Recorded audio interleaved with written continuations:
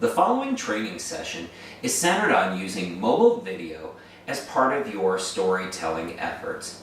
You have been selected based on your role as a communicator for your program or your department. Additionally, you had expressed an interest in adding mobile video storytelling to your communications efforts and strategy, and you had previous experience capturing basic photos and basic videos using a mobile device such as your phone. My name is Erik Jeffries. For the past 20 years, I have worked in marketing and higher education, as well as consumer goods and in creative services. For the past 10 years, I've been working in video editing and video production.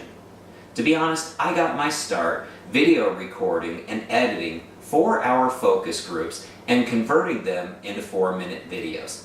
This was work that most videographers did not want to do, so I found my opportunity. Since that time, I've interviewed hundreds of subjects and developed dozens of videos for leading colleges and universities. Our session objectives are to understand the impact of mobile video storytelling. We want to learn more about the proper workflow for mobile video storytelling, and we also want to be able to set up and effectively operate the mobile video gear. Additionally, we want to practice capturing video interviews and other assets that are on brand and meet the visual and quality standards that the university requires. The rationale is video is becoming one of the most powerful tools in digital marketing and communications. Your department or program needs video to more effectively share your story. You have access to mobile video interview equipment that's provided by the university, and you have an interest in videography and video storytelling. And professional communicators are increasingly incorporating video into their communication efforts. It's becoming the industry norm and the industry standard. Now many ask, why mobile video? Video is projected to claim more than 80% of all web traffic by 2019. And according to YouTube, mobile video consumption grows by 100% every year.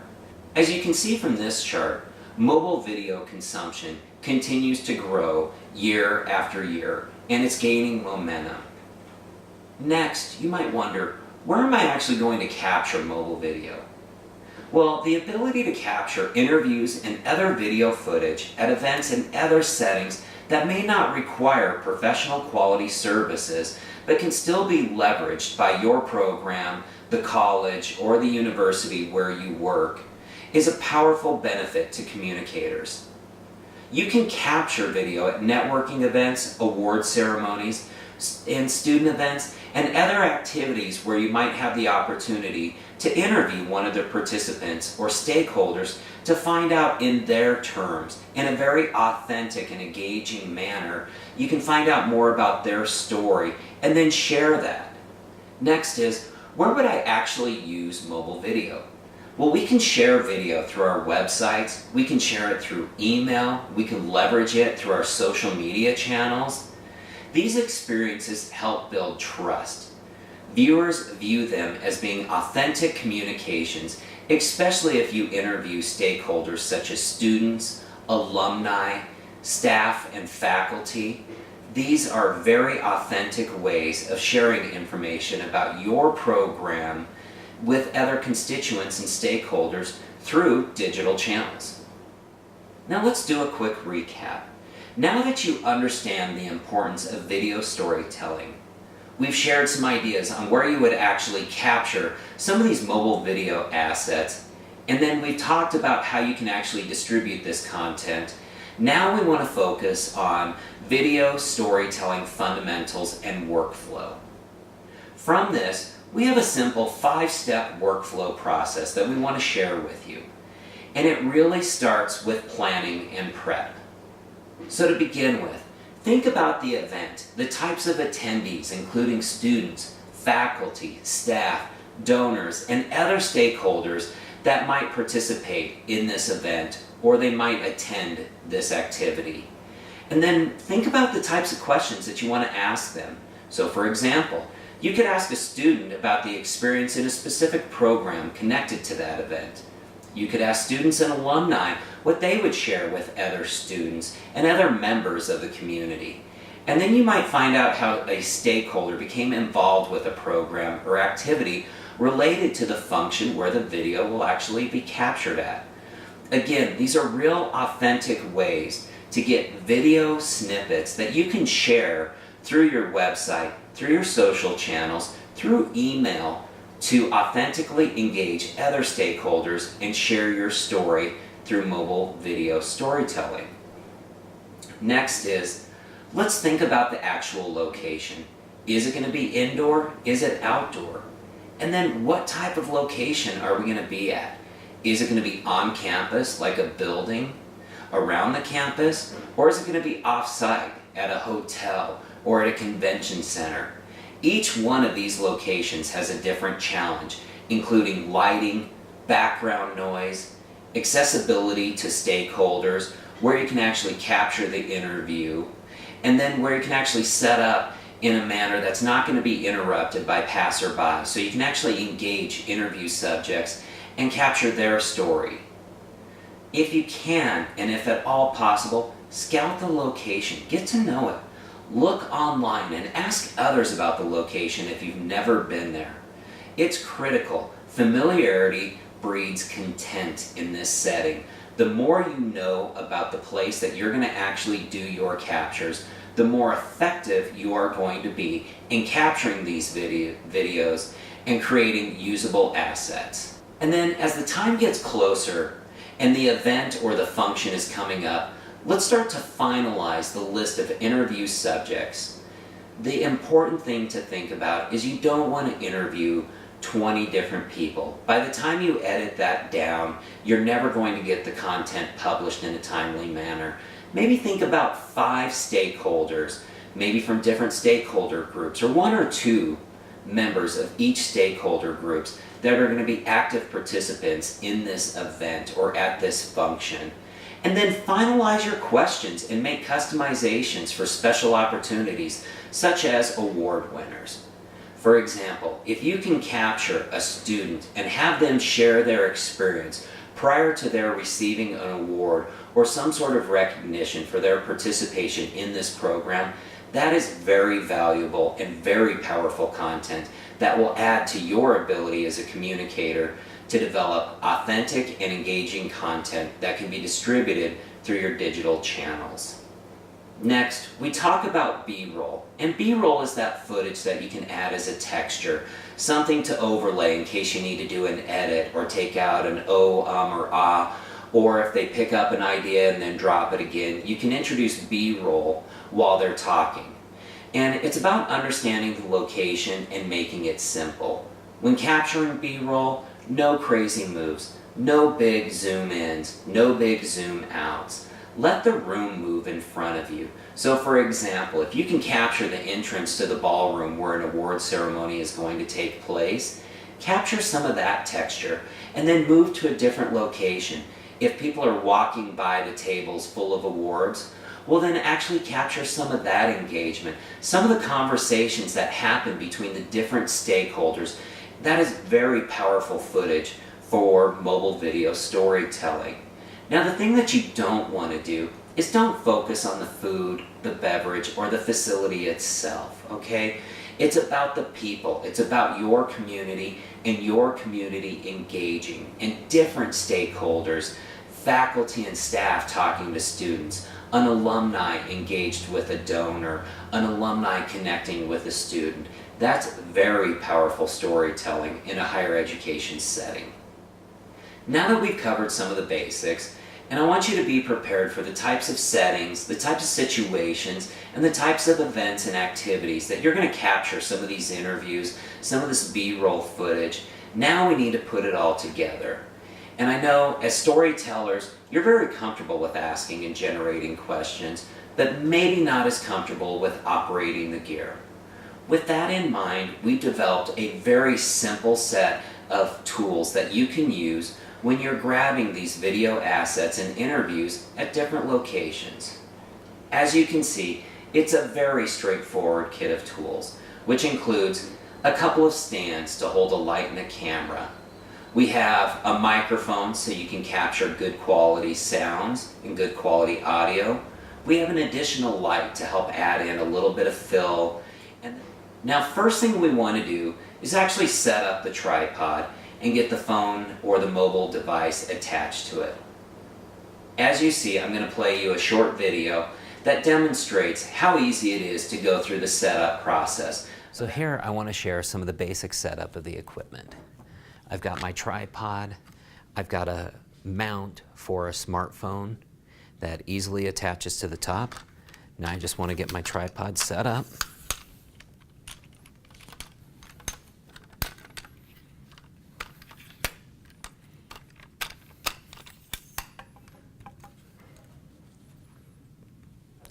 Go ahead and get the legs ready to go.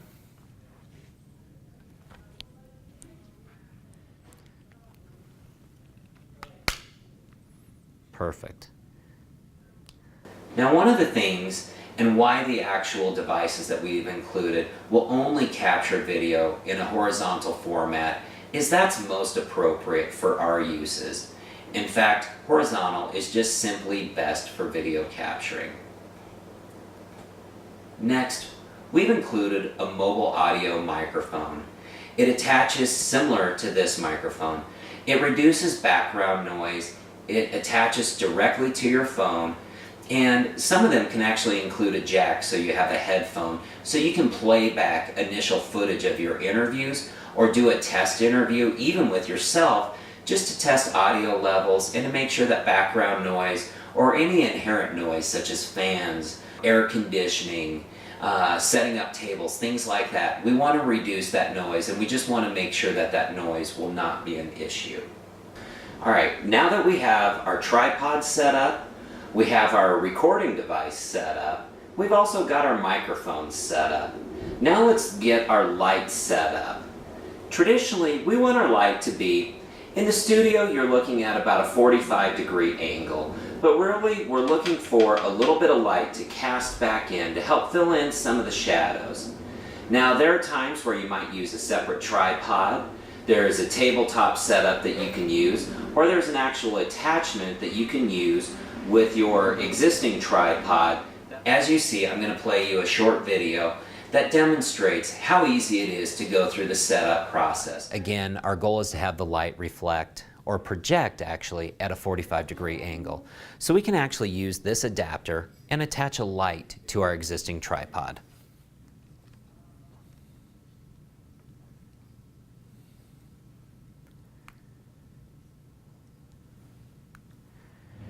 So get ready to mic up the subject. You want to make sure, and I often include with my kits, an additional extension so that the subject doesn't feel tethered to the actual video recording equipment.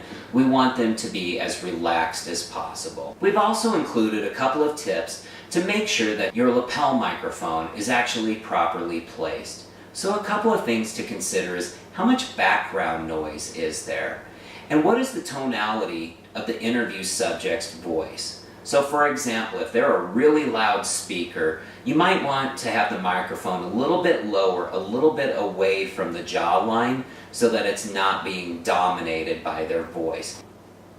Let's talk about the basics of what we want in our setup. And what we're looking for is having the camera straight forward, and then the interviewer is going to go off to the side, and we traditionally have the interview subject. And there's different camps here. Some people have them talk directly into the camera, others have them go at a slight angle. Either way is okay. I've given you a diagram of an actual off-angle interview. And then also what's important is the use of the light. The light is not designed to completely fill in the entire subject. Instead, what you can actually see is the light will help fill in shadows. So in this setting where I have a strong light coming from this side, which is very strong natural light, I don't want a shadow of my nose coming across my face. So what I want is a little bit of fill light. So again, I don't want strong shadows. I don't want their skin to get very highlighted. It'll almost turn blue if the light is too bright. I just simply want to fill in a little bit.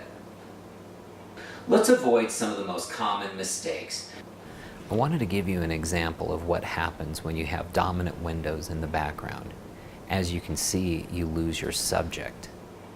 Now that we're familiar with the gear, we've covered the basics on why mobile video storytelling is important, how you can actually distribute these assets. Let's talk about, are we ready to start planning for a video, and can we actually go through the process? So are we ready to test our knowledge? For our first exercise, we want to actually plan out a video shoot. And so this is going to be our first mobile video storytelling effort. And the scenario I've created is an honor students awards banquet. And the setting is going to be at a local hotel where the awards are going to be given out in the ballroom, but there's a common area or a foyer where you can actually do some interviews, and it's lit pretty well. It's a fairly busy background, but there's a lot of natural light that comes in. So now that we understand the setting, let's start thinking about the types of questions that we would ask. And who would we ask these questions to? So we want to find out, is there a faculty director? We want to find out who the student recipients. And be careful at awards banquets, sometimes the students may not know in advance, so you may want to handle these situations with a little bit of sensitivity. And then prepare the list of questions you want to ask each interviewee. We want to make sure that our questions are very succinct. And then we want to think about where we can capture some of the B-roll at the check-in, the networking part, the actual awards themselves, and then student and faculty and stakeholder engagement. So with this in mind, I actually want to have you spend 20 minutes thinking about the different types of questions that you would ask, not only the interviewees, but also what would you need to know to be best prepared for this setting. Next, it's important that we are storytellers and we're not equipment operators. We have made the types of equipment and the setup as easy as possible, and our goal is to have you set up this gear and make it operational in under 5 minutes.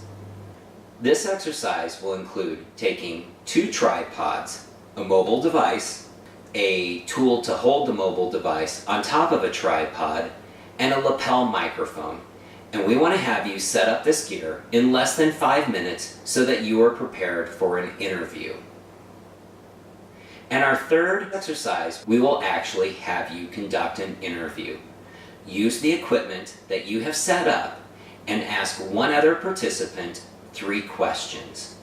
Once they have finished responding to all 3 questions, then switch roles.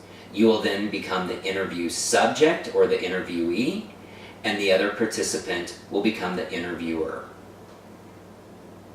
Go ahead, grab the gear, and let's see what we can do.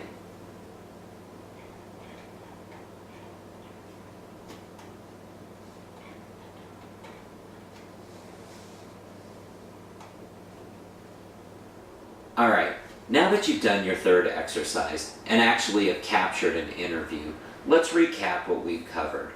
First, we introduced the idea of mobile video storytelling. I shared some facts on the importance and the growing interest in mobile video use.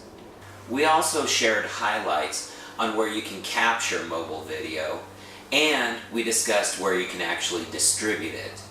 Next, we covered a 5-point workflow process that'll prepare you for capturing mobile video at different activities and functions related to your program or your department. We covered the actual setup and then operation of the equipment. We even included some tips on how to avoid some common mistakes. This culminated in 3 different exercises ranging from preparing for an actual mobile video capture at a student event, to then setting up the gear in a timely manner, and finally operating the gear and recording 3 different interview questions. Thank you again for your participation, and I look forward to your comments.